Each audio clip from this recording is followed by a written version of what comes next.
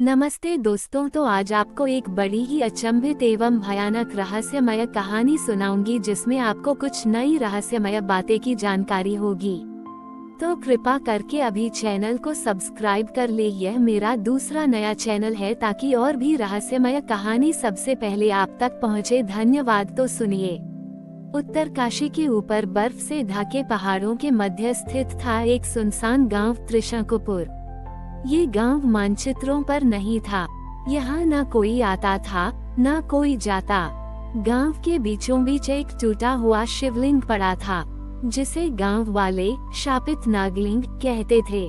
किंवदंती थी जिसने भी उस नागलिंग को छुआ वो अगले 7 जन्मों तक नरकद्वार का रक्षक बनता है और कभी मोक्ष नहीं पाता।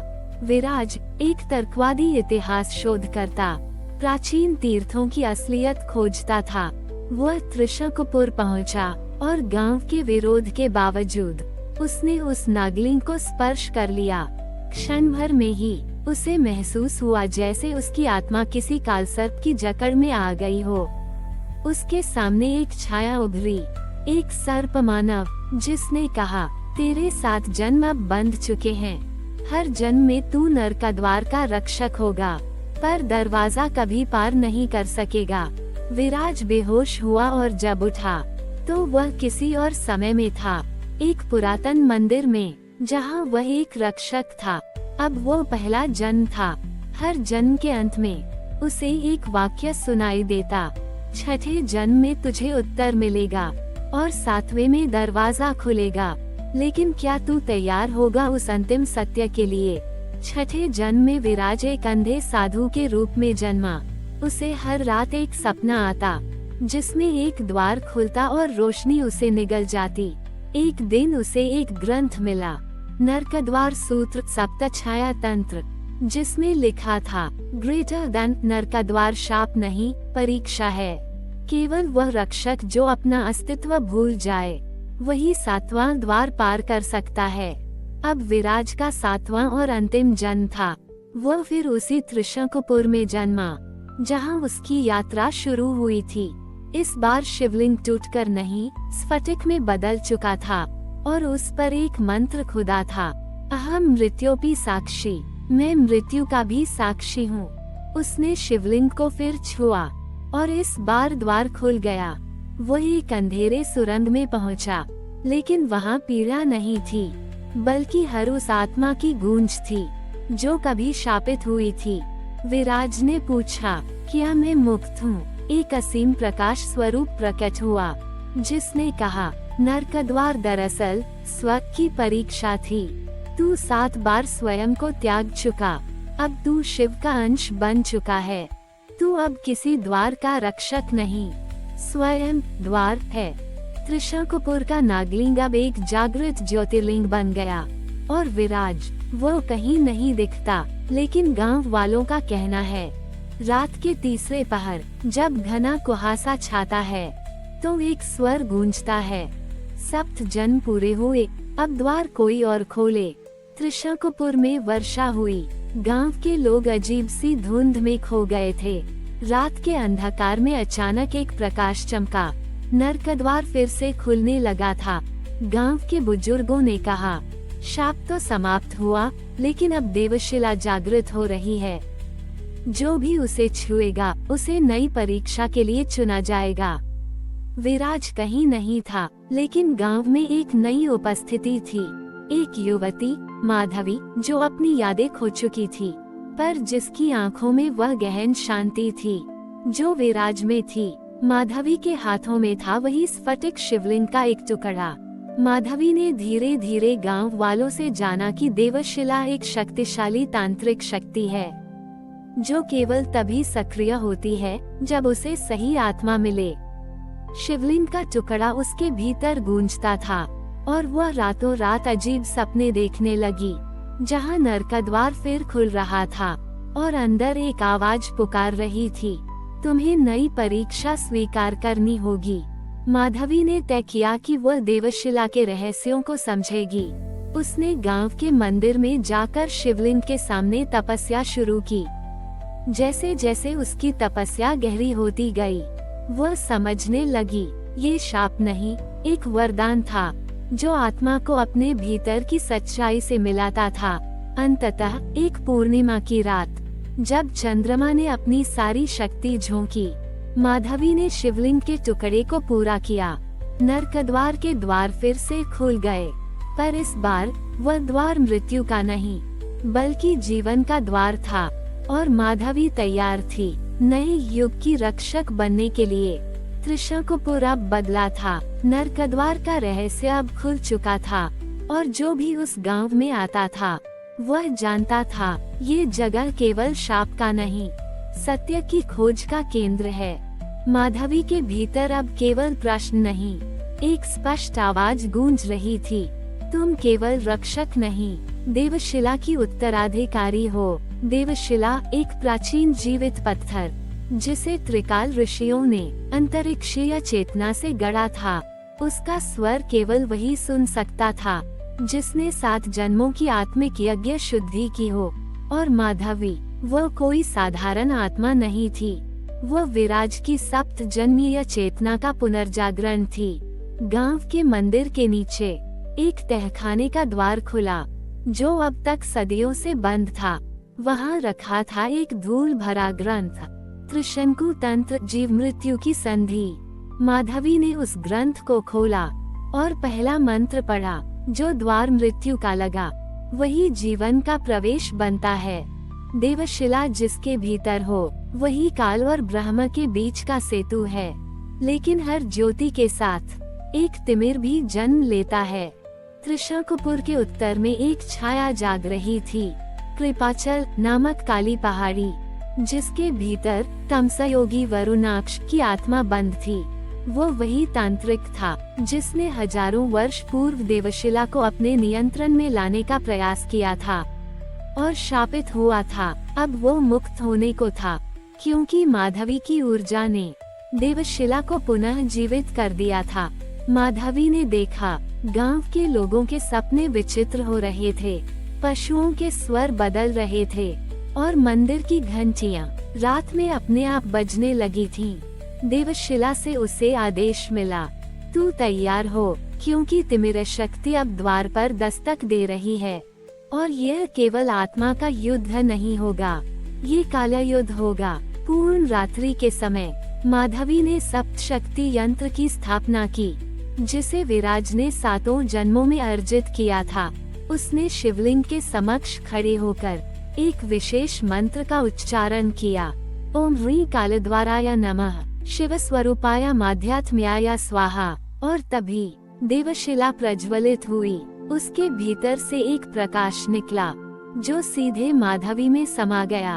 अब वो केवल मानव नहीं थी, वह काल रक्षा की अग्निशिला बन चुकी थी। कृपाचल पर्वत के भीतर अंधकार की वर्षों से बंद समाधि टूटी। वरुणाक्ष एक ऐसा तांत्रिक, जिसे न स्वयं काल निगल सका, न शिव शाप से पुनर्तः नष्ट कर सके, अब पुनः देहधारी हो गया था। उसके पहले शब्द थे, माधवी, तू मुझे रोक नहीं सकेगी, मैं देवशिला को निगल जाऊंगा। कृपाचल के वृक्ष झुलसने लगे, हवा में राख की गंध घुल गई। त्रिशंकुपुर कांप उठा। माधवी ने 7 मंत्रों द्वारा गांव के चारों कोनों और 3 आकाशीय बिंदुओं पर सप्तस्तंभ स्थापित किए। प्राचीन रक्षा स्तंभ, जो केवल शुद्ध आत्मा और अनंत शक्ति से सक्रिय होते हैं। सप्तस्तंभों के सक्रिय होते ही देवशिला से एक दिव्य ध्वनि गूंजी, सप्त चेतना प्रकट हो। माधवी, तुझे अब रक्षक से योद्धा बनना होगा। पूर्ण काली रात में कृपाचल से उठी एक धुंध गांव की सीमाओं को लंघ गई। गांव के बच्चों की आंखें काली हो गईं, बूढ़ों के शरीर कांपने लगे। वरुणाक्ष ने तामसिक यंत्र का प्रयोग कर माधवी के ऊपर मनमोह वारुणी चलाया, एक ऐसी माया जिससे कोई भी आत्मा भ्रमित होकर अपना स्वरूप भूल जाती है। परंतु माधवी, वह देवी स्वरूप हो चुकी थी। उसने नेत्र मूंद कर कहा, जो सत्य को जान चुका है, उसे माया नहीं डरा सकती। वरुणाक्ष, अब मैं तेरे शाप को शांति में बदल दूंगी। तिमिर और प्रकाश का प्रथम टकराव माधवी की आत्मा में ही हुआ। शरीर कांपने लगा, माथे से रक्त बहने लगा, पर शिवलिंग के स्पर्श ने उसे वापस संभाला। देवशिला उसके शरीर से जुड़ चुकी थी। अब वो केवल योद्धा नहीं, एक चलायमान देवशक्ति बन चुकी थी, जिसकी आंखों में तांडव और तप दोनों थे। देवशिला का स्वर मुखर हुआ, तिमिर युद्ध प्रारंभ हो चुका है। ये केवल शरीर का नहीं, ये संकल्प का संग्राम है। यदि माधवी जीती तो नया युग खुलेगा, यदि वरुणाक्ष जीता तो शून्य से भी गहरा अंधकार जन्म लेगा। त्रिशंकुपुर की धरती अचानक फटी।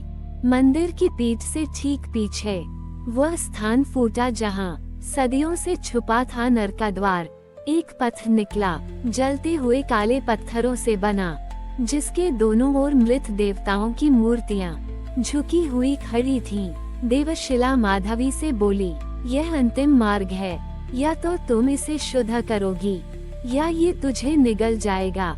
वरुणाक्ष अब मानव न था, उसने विरुद्ध पंचतत्वों से एक तांत्रिक देह बना ली थी। जल में आग, वायु में जड़ता, धरती पर भ्रम और आकाश में तम।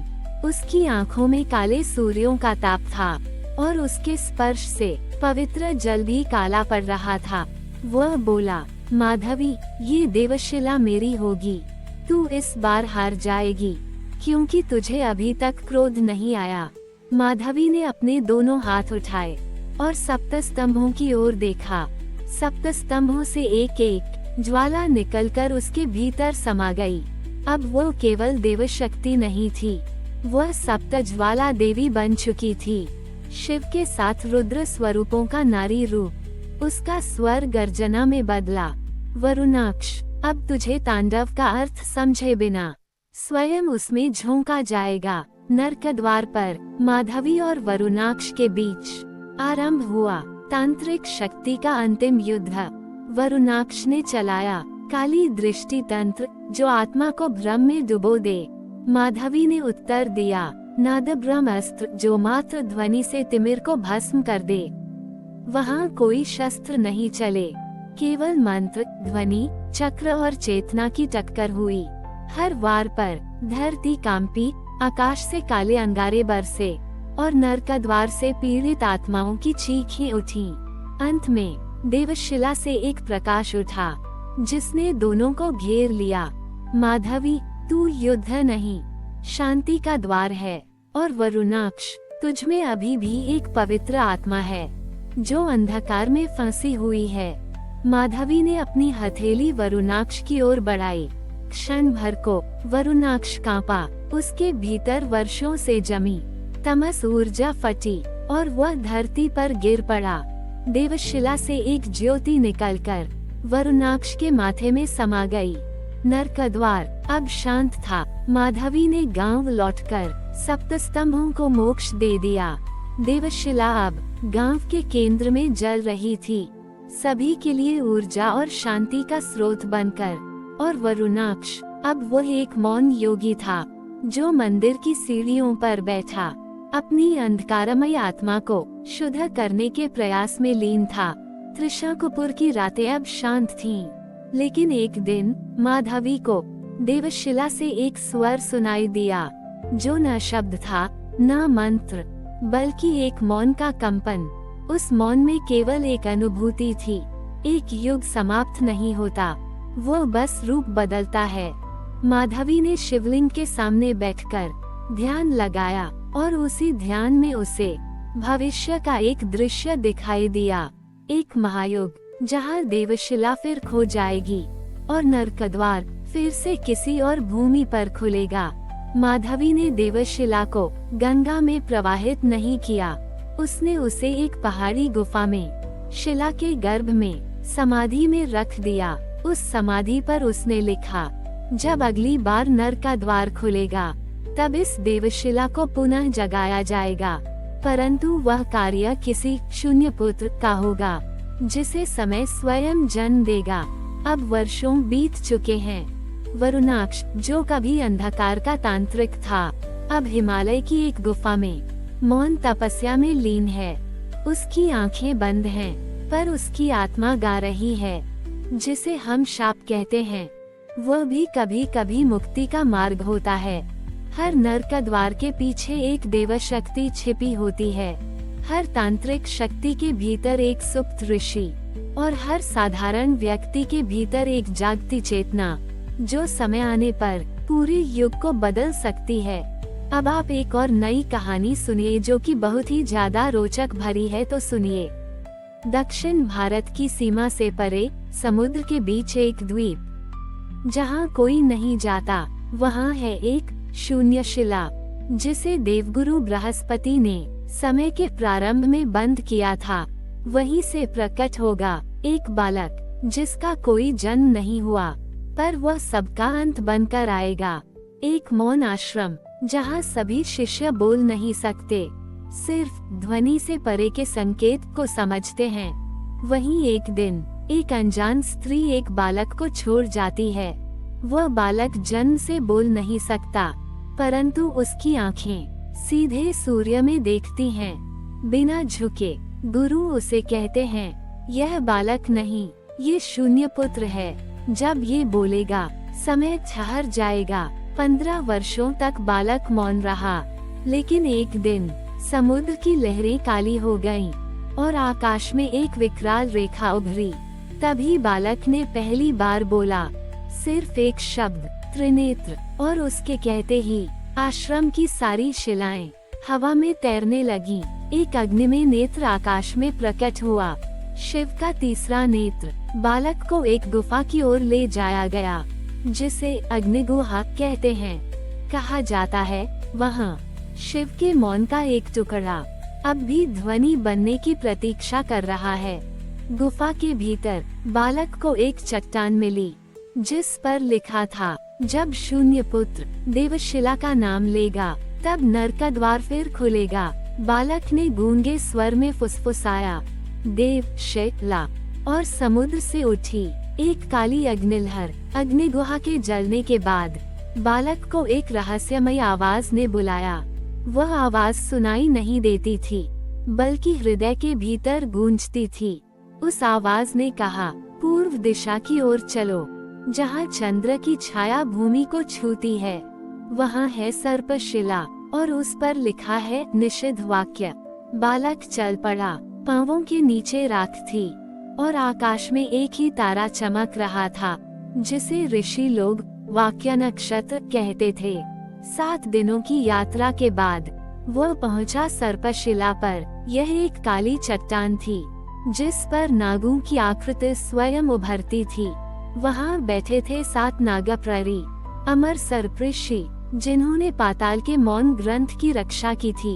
एक नाग ने बालक से पूछा, क्या तुम वही हो जो वाणी से शून्य है, परंतु जब बोलेगा कला, तंत्र और समय फट जाएंगे?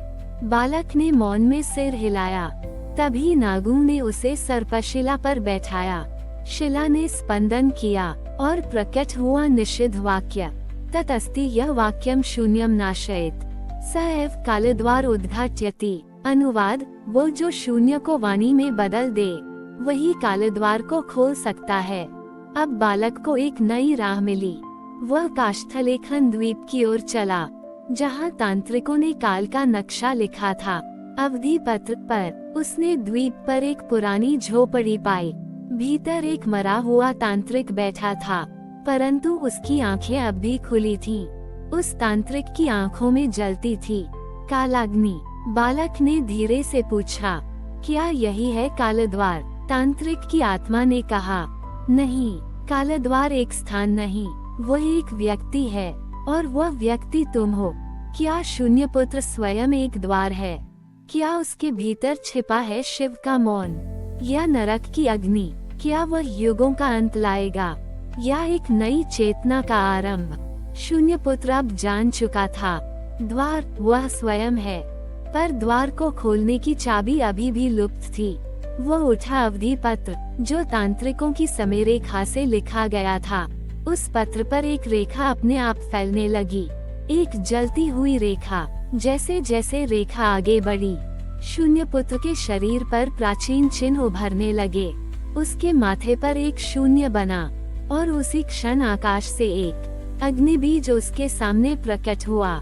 वह बीज कोई सामान्य वस्तु नहीं था, वह था शिव का मौन वाक्य, जिसे युगों पहले देवशिला ने समुद्र में छिपा दिया था। बीज ने कहा, हे मौन पुत्र, यदि तुम मुझे अंगीकार करते हो तो तुम्हारी वाणी नहीं रहेगी, तुम्हारी वह बन जाएगी। शिव का अंतिम वाक्य, जिसे बोलते ही महानर का द्वार फिर खुल जाएगा। शून्य पुत्र ने आंखें बंद की और बीज को अपने मुख में रख लिया। उसने पहला शिव वाक्य उच्चारित किया, वक्त्रम मौन भवति यदा तदा सत्यम ज्वलति। जब मुख मौन हो तभी सत्य जलता है। वो क्षण शून्य नहीं रहा, समय का प्रवाह थम गया। तभी आकाश से 3 सूर्य के समान प्रकाश में त्रिनेत्र ऋषि प्रकट हुए, जो शिव के तीसरे नेत्र के संरक्षक हैं। उन्होंने कहा, शून्य पुत्र, अब जब तुमने वाक्य धारण किया है, तुम्हें जाना होगा वाणी की गुफा में, जहाँ रक्षक बैठा है, काल संगीत का देव, वाणी की गुफा, जहाँ से प्रथम ध्वनि उत्पन्न हुई थी, ओम के पहले की ध्वनि। शून्य पुत्र जब वहाँ पहुँचा, पूरी गुफा संगीत की लहरों से कंपन कर रही थी। एक अंधे देव ने पूछा, क्या तुम वाक्यवाहक हो? क्या तुमने मौन को वाणी दी है? उद्धरण चिन्ह। शून्य पुत्र ने उत्तर नहीं दिया।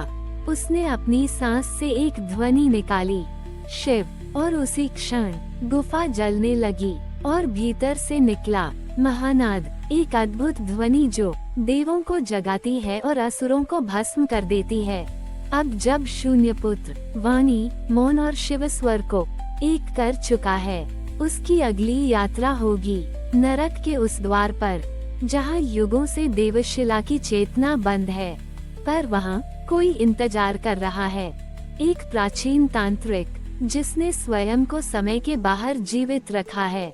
नाम है विष्णायक, विष्णाया काया, एक ऐसा तांत्रिक जिसने अमरता नहीं, अनंत मौन को धारण किया था। उसकी आंखें थी बंद, परंतु वह सब देखता था। उसने शून्य पुत्र से कहा, तुम्हारी वाणी अब देववाणी नहीं रही, वो बन चुकी है अंतिम समय वाक्य। अगर तुम बोल दोगे वह वाक्य, तो 3 बातें होंगी। एक युग समाप्त होगा, काल द्वार खुलेगा और तुम्हारा स्वयं का अंत निश्चित होगा। शून्य पुत्र चुप रहा। आखिरकार उसने वह अंतिम वाक्य बोला, शून्य नाद शिव अस्ति अहम। शून्य है नाद, नाद है शिव, और शिव मैं हूँ। वह बोलते ही समय रुक गया, पृथ्वी की गति थम गई। शिव स्वर गूंजा ब्रह्मांड में, आकाश से 7 कालबिंदु टूटे और महानर का द्वार खुला, पर नरक नहीं निकला। निकली एक श्वेत ज्योति, जो देवशिला की आत्मा थी।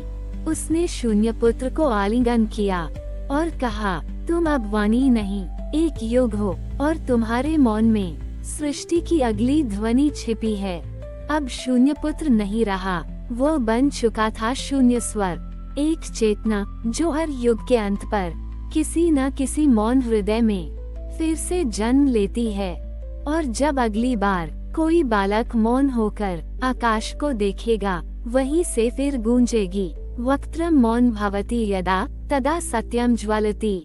हमारी और भी आध्यात्मिक एवं अनोखी कहानियाँ देखने के लिए हमारे चैनल पर जाए तथा धार्मिक एवं पौराणिक अनोखी कहानियाँ हमारे चैनल पर है।